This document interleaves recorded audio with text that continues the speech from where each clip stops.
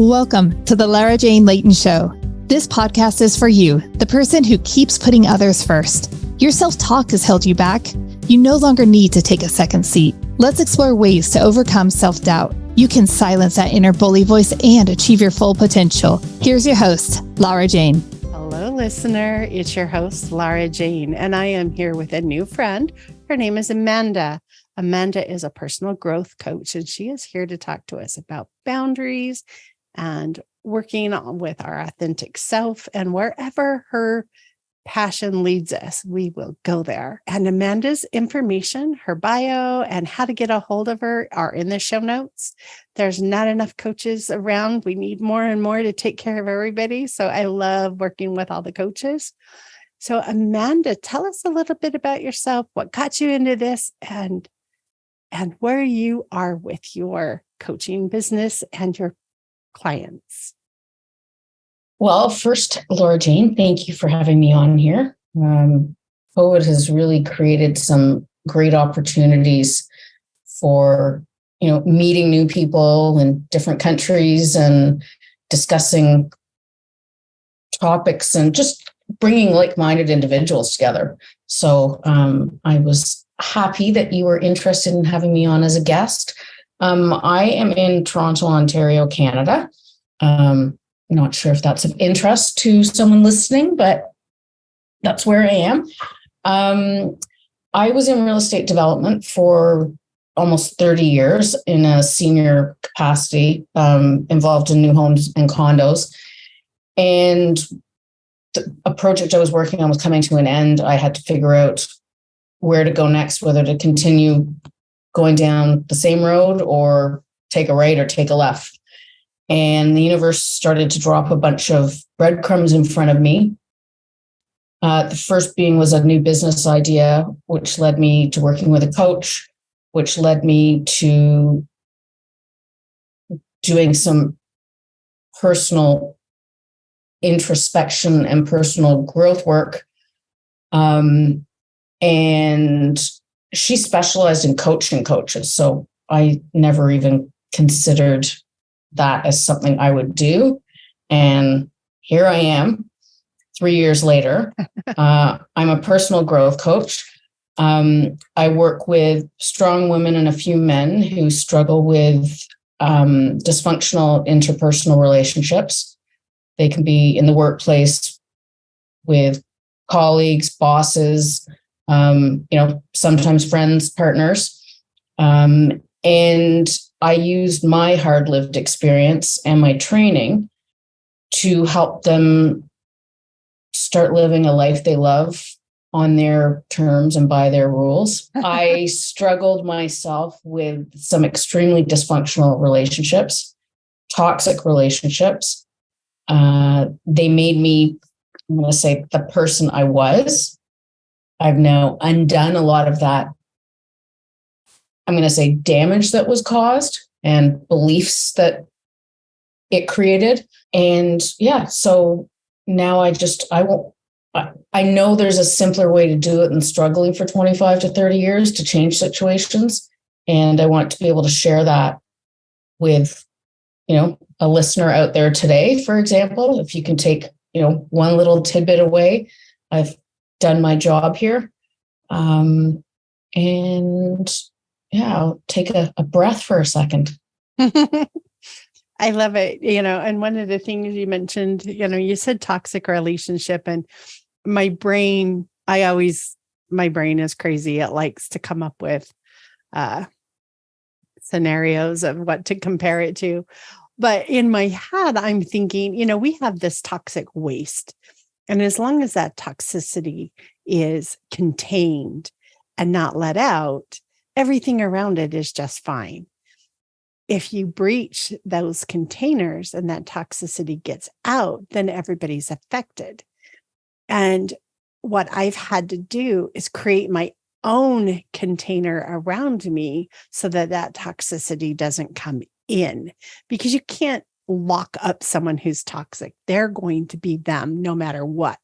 And so all of a sudden, I need to find a way of protecting myself. And I've had many years ago, but I've had a lot of really great bosses, but a few that were toxic and just angry and really difficult to work with.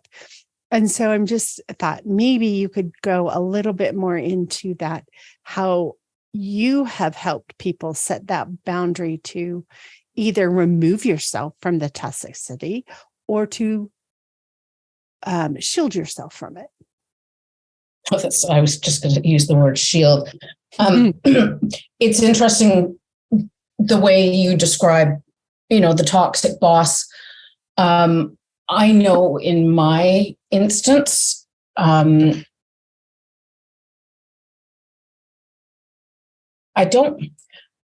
it's not necessarily that the behavior is always toxic, but their lack of action can create a toxic environment. Yes. And I know in, a couple of instances, well, probably almost every job I've had, to be perfectly honest, the leadership was burying their head in the sand when it came to certain things going on in the workplace. And,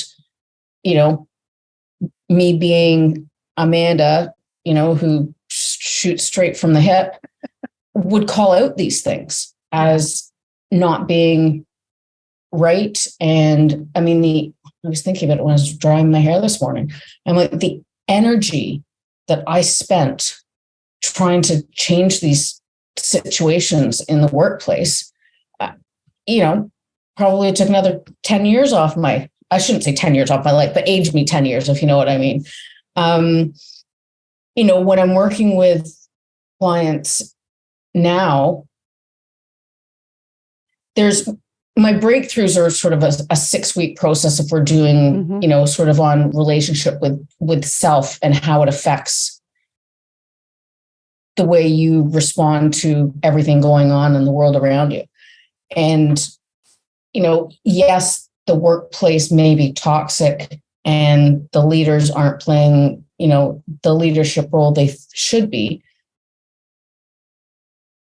Let's take the blame off them at this point in time, because we know that's off the table. I mean, we can look at why they may behave the way they do or not behave or do certain things.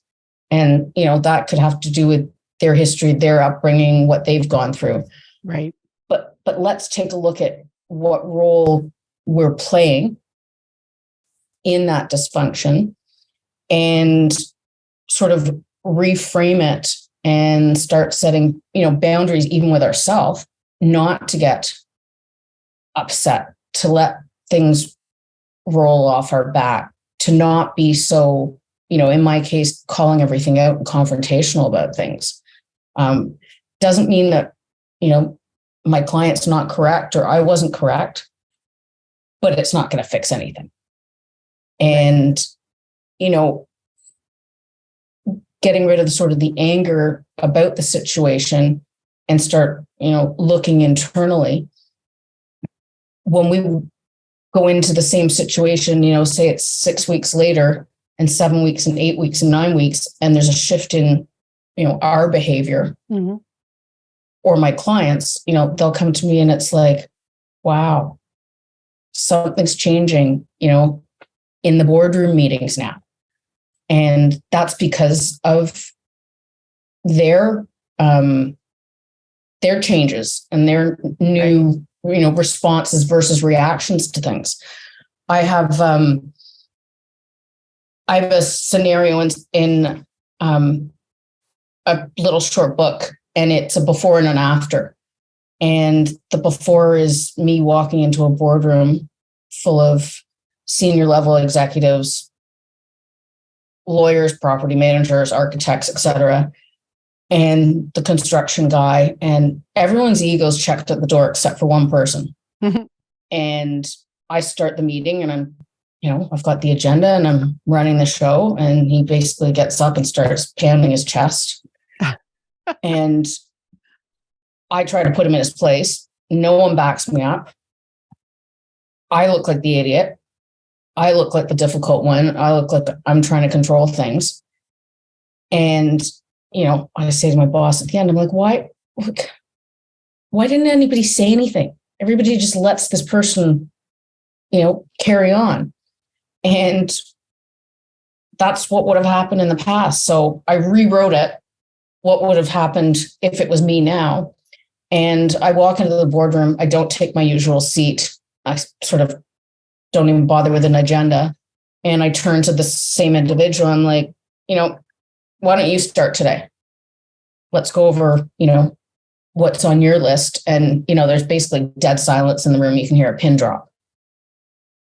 Just completely changing the way I approach things, caught everybody off guard. And it wasn't done in a calculated way. My energy was, I said, I didn't actually, this didn't happen. It would have happened. But, my energy would have been different. Right. When we don't allow ourselves to feel attacked, your energy stays high. The second we start thinking, oh, I wish he'd shut up. Why is he taking over? Second, we have that, I must be in control. Our energy starts depleting because we feel out of control. I'm not in control. When we can say allow, and my husband reminds me of this all the time, because I get to a point where I let other people trigger me and I have to step back and go, allow them to be them. I can respond differently. I can respond differently. And my husband will anytime I get triggers, allow. Allow.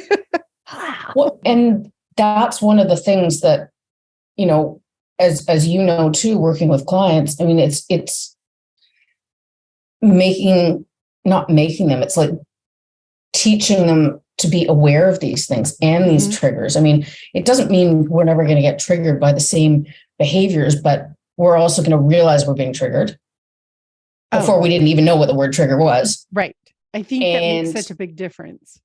And the awareness can be really exhausting sometimes, because there's times I just want to be me and I want to just, go off because something's not right. I mean, I had someone that was supposed to come do a deep clean in my place yesterday at 11 o'clock.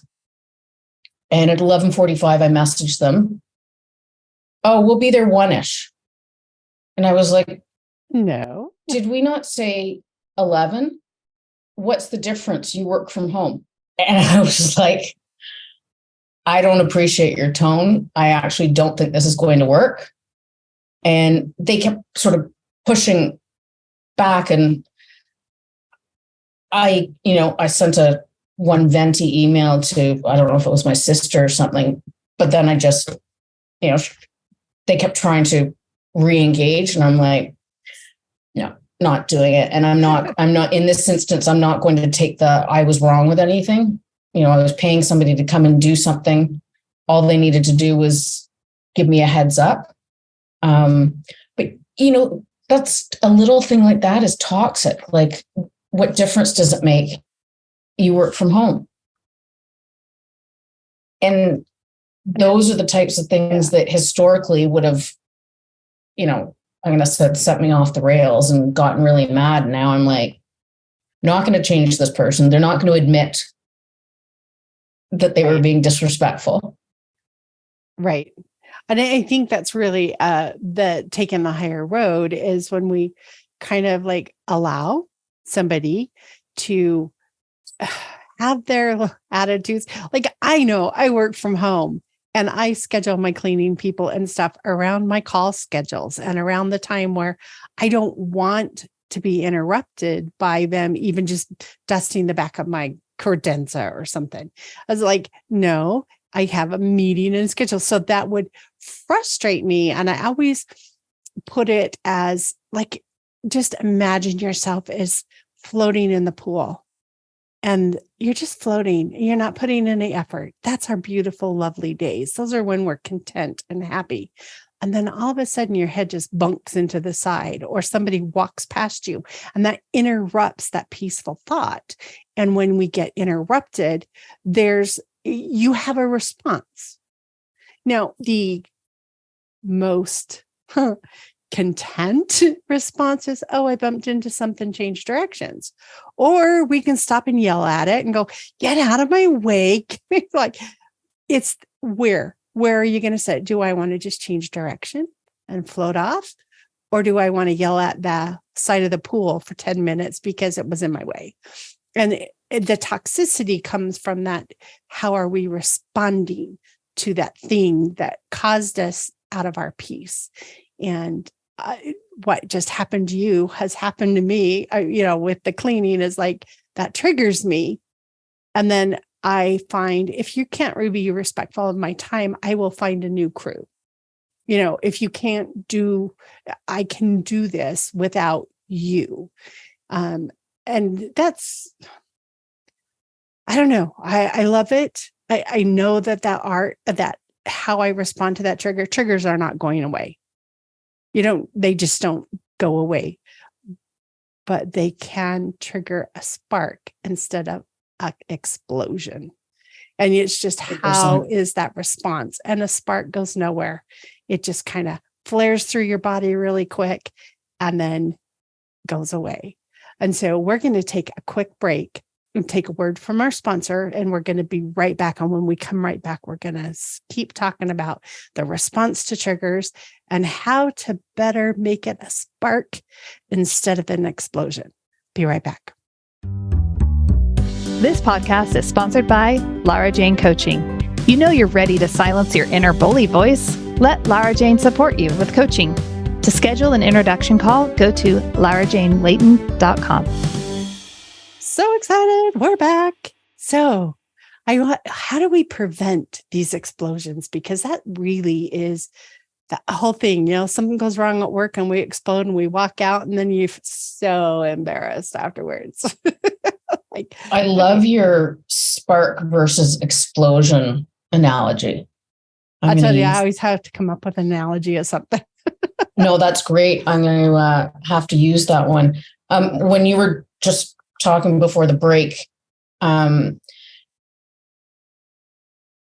energy, be it physical or, through text messages or whatnot, I'm now really, really, really in tune with. And I'm very protective of keeping, I'm going to say, like my tattoo is positive mind, positive vibes, positive life, but keeping good energy around me. And, I've been criticized before. You want perfect little world, and world's not perfect that way. But, we choose who we want to be surrounded by, and we pick up on that sort of energetics. And when, you're out in the workplace, one of the things I teach my clients is, different ways to shield yourself. Right. And whether it's, the woohoo thing about, a big ray of light around you or a big plastic bubble. And, and it doesn't even have to be something like that. It's just getting in your mind that let it go like water off a duck's back. Mm-hmm. And think about what's going on with the other person and what is driving them to behave the way they're behaving. And, I do a lot of work with the unconscious mind. Mm-hmm. And, as our unconscious mind is a storehouse for everything that's ever been said to us, done to us, every experience we had. And it creates the lens through which we see the world. So everybody is seeing a situation differently based on, their lived experiences. Some of us who are into the, personal growth and want to, grow as humans and make the world a better place. We're looking at some of those deep-seated beliefs and, negative emotions we be holding on to, that were clouding the way we were handling these dysfunctional situations. And just that awareness and the change in our behavior, I think osmosis is the wrong word, but that works. There is there's a transference. And it's not going to work with every single person. In the workplace, in situations I was in, even if I had the tools I had, I don't think it would have changed the person necessarily. it may have,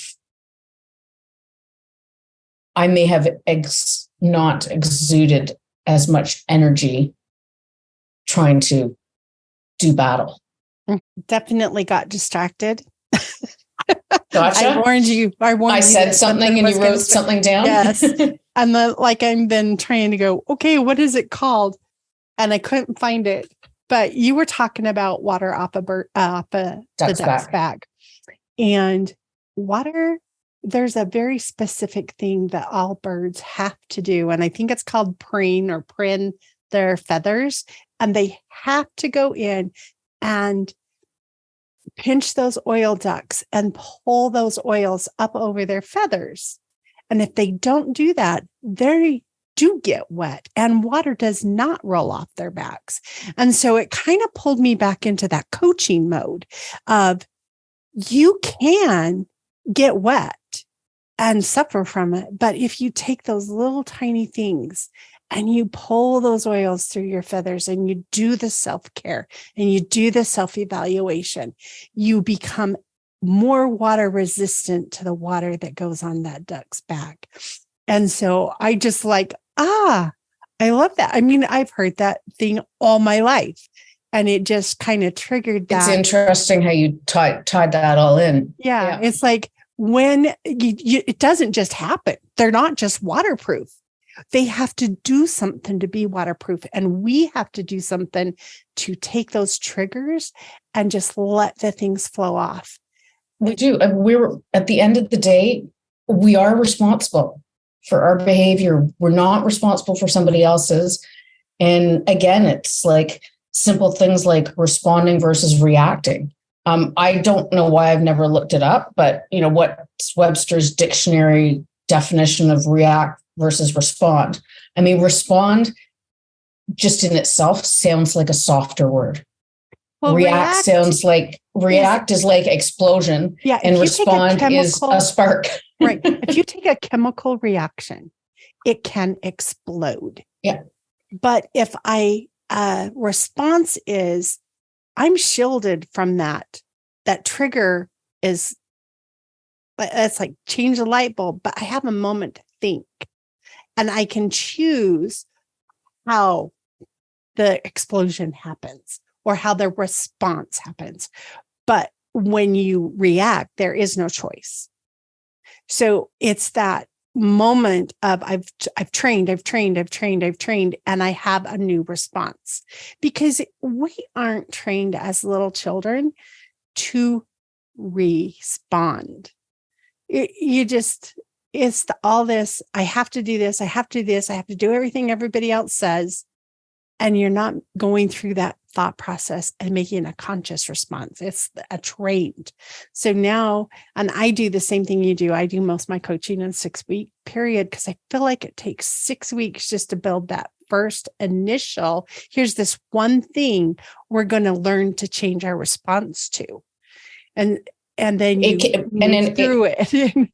Yeah, it's, and that's why, not to beat down, a listener's, not to beat it down someone's throat, so to speak. But I mean, when you're working with a coach, it's guided, there's accountability, there's exercises, there's an end goal at the end of the day. I want to be able to walk into my workplace and not let these things bother me and not have to go home and vent to my friends or vent to my spouse or be anxious around my children.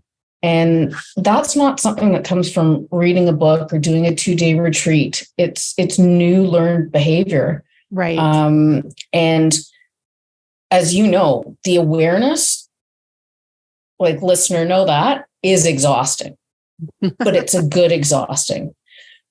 I still find myself in, same situations that would have happened 3 years ago, 4 years ago, 10 years ago.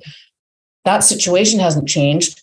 I don't necessarily automatically respond differently. I still think there's a moment where I want to go, I'm going to say back to the way I did it before. But I check myself. Like it happens and there's almost like an unconscious check and the response is different and my energy is different. And I don't, when someone's being an idiot driving, I still have a bit of a rule. I'll let a certain number of people in a day. And then after that, I'm like, no holds bar. Amanda's had enough. It's my turn now. Yeah. But I think it's just changing your mindset too, that it's just not worth your energy, fighting with idiots.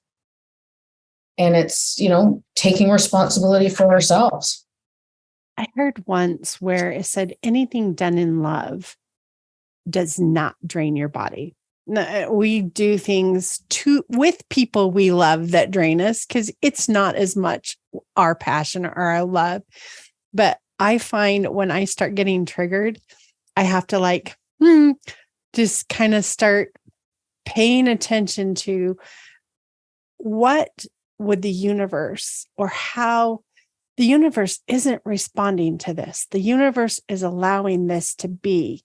And so I have to do that self-reflection. If I love and I trust the universe, then this situation is happening to help me learn a different response.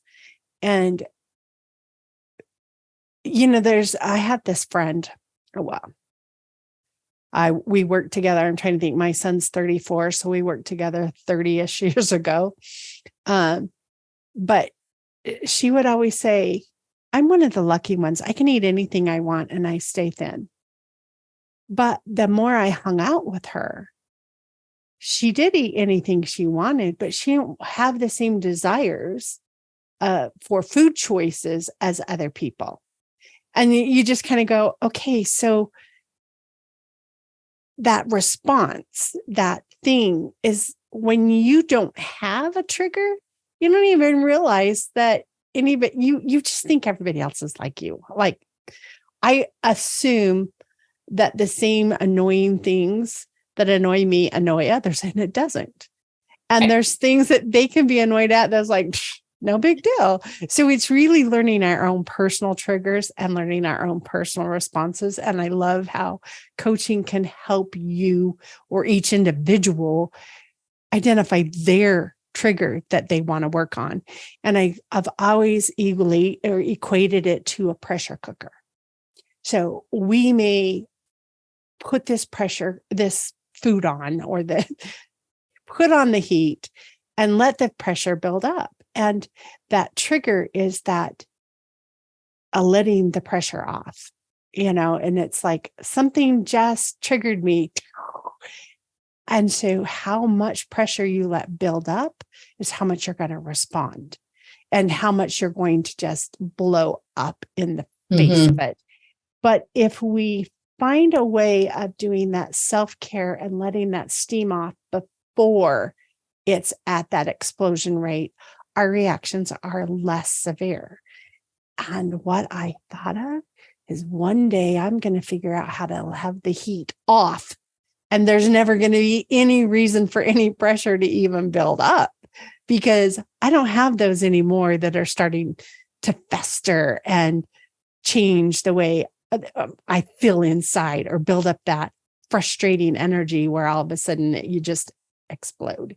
And so I really like one day I will know how to turn the heat off and I'm learning. But until then, I'm going to keep the self-care things as much as possible and let off the steam as often as possible so I don't do those other explosions.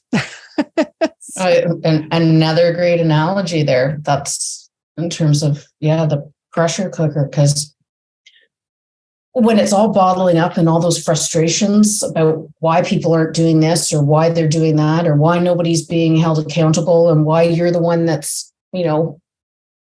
with the voice. I mean, my hands, just as I'm saying it, it's like, I can see your body tense up. are in fists. And, one of the I don't want to call it a game necessarily, but one of the things I use with my clients is, how is that a problem? Right. And working through it. and asking that over and over and over again until we figure out, is it something about you? Is it because it's making you feel unheard? Or anyway, it's a fun exercise. And that's one, even with myself, it can be a neighbor. Why is the neighbor in 4 years refused to even acknowledge me or say hello? And I remember working with one of my coaches and she's like, do you want to play with this a little bit? And I was like, sure. And she's like, how is it a problem? And when we went through that 5 or 6 times, it was about, one of my limiting beliefs about people not liking me.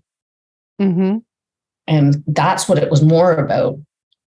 Not that I wanted to be friends with him, but it was like, why is this person treating me like this? And, now I realize he's just a miserable person, period. But it I don't bugged know me. my neighbors. No, I've got some amazing, amazing neighbors. But, for 4 years, when someone walks the dog right down this way and won't even look at you, and you've tried to say hello, that behavior was something that got me all stressed out and angst. And now I'm like, he's got his story. I don't know what it is. He could care less about me. So why am I even spending any energy worrying about it? Yeah. I was like, he didn't go home wondering why you said hello. So. No, not at all. Girl was invading my space. Yeah. So if we were to summarize all the magical things we talked about today, I love the thought triggers because I had a couple new ones today. And one of them was spark versus explosion that I hadn't thought about before. And one of them was the water off the duck's back. And so I love when I get the same material still comes in and teaches me something new. I can't hear this stuff enough because the more familiar it is, the easier I have a way of reacting to it or choosing a new reaction. Because it becomes part of your behavior. It's a new behavior. So what is it? What do I need to do to prepare myself to let the water run off my back? And what is it when it's happening? How do I let that pressure off so that I'm not exploding to somebody?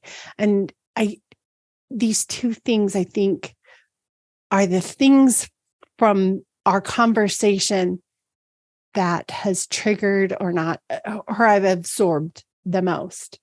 So in summary, I know that we started to talk about boundaries and being our authentic self and how we do those things. And what is authentic self? And I think most of my list hurting. Last bit of wisdom. What would you like to share with our listener to make sure that they understand the power of what you can offer? I like to think that I'm in a place now. I'm the person I would have been had all the, can I say the word shit on here? You'll edit it out if I can't. No, I don't mind at all. I swear a lot. I try not to because I don't want my guest to not share it if they're offended. Gotcha. No, I think, I'd like to think at the end of the day when we're working with our clients that we can break down all the things that were keeping them, for lack of a better word, stuck or in a pattern of reacting to things, venting about things. And, we are able to break down those learned behaviors and beliefs and teach new ones and new strategies to deal with, the same situations that are going to come up over and over again. So it's learning new strategies. The awareness is invaluable. And I think that's our first key. Until you're aware, you can't make a change. No. And we can't blame other people for their behaviors. We just have to take accountability for our own. And, I say it on my social media posts and whatnot, and being a guest on podcasts has had me, start to verbalize and acknowledge that I did play a role in the dysfunction and certain toxicity. I'm not saying that the person that created it is off the hook by any means, but if I had the awareness of what was going on, like if my client comes to me and says, my boss is doing this, my coworker's doing this, my colleague's doing this, we can work through it.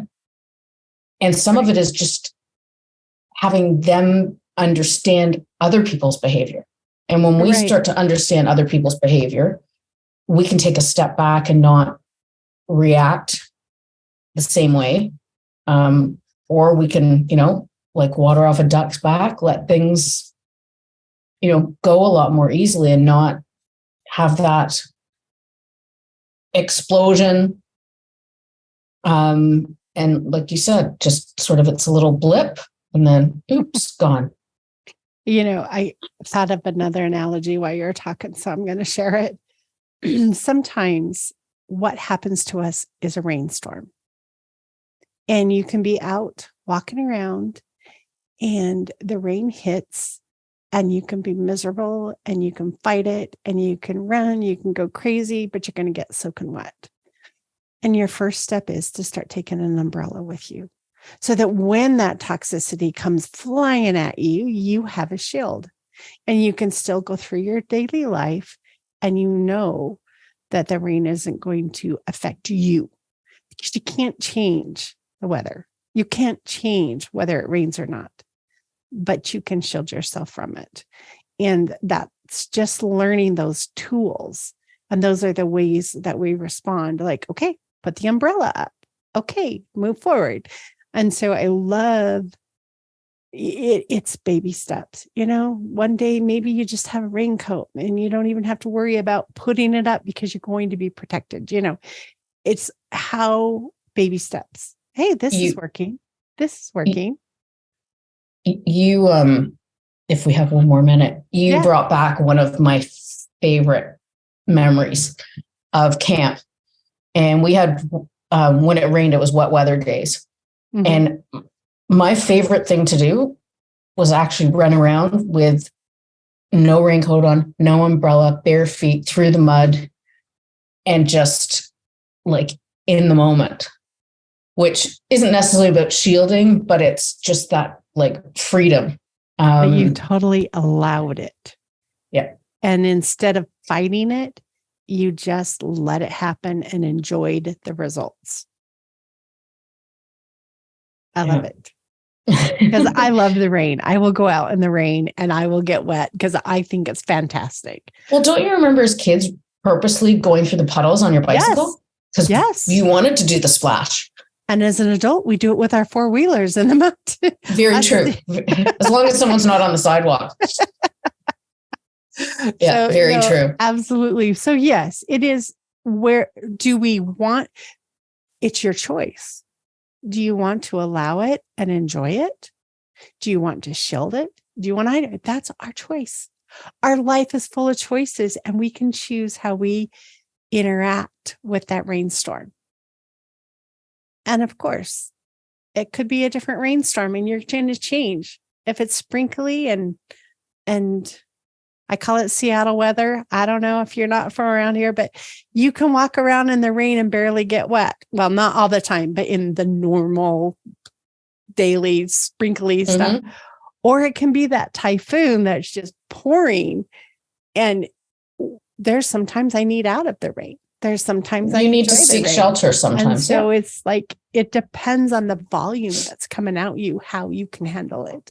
But after the rainstorms, play in the puddles. Like those are the most fun. Yeah, absolutely. So, wow. We have gone a little over and I don't mind at all because I have totally enjoyed talking with you. Oh, that was a fun conversation. It was much more lighthearted with our animal and explosion analogies. It's got to be conversational, right? It's got to be fun. Absolutely. It's not worth it. Absolutely. Oh, crazy. All right, listener, we have had fun hanging out with you today. Amanda and I are not medical or mental professionals. We are here for entertainment purposes. And we just love talking with like-minded people. So thank you. And we'll talk to you on the next episode, which is a challenge episode. So talk to you soon. Are you tired of waking up exhausted? You are not alone. If you're looking to take your life back, let's start with the simple step of adjusting your self-talk. Stay tuned for the next episode with your host, Lara Jane. Remember to follow the show so you don't miss a next simple step that you can use to feel more confident. And please leave an honest review.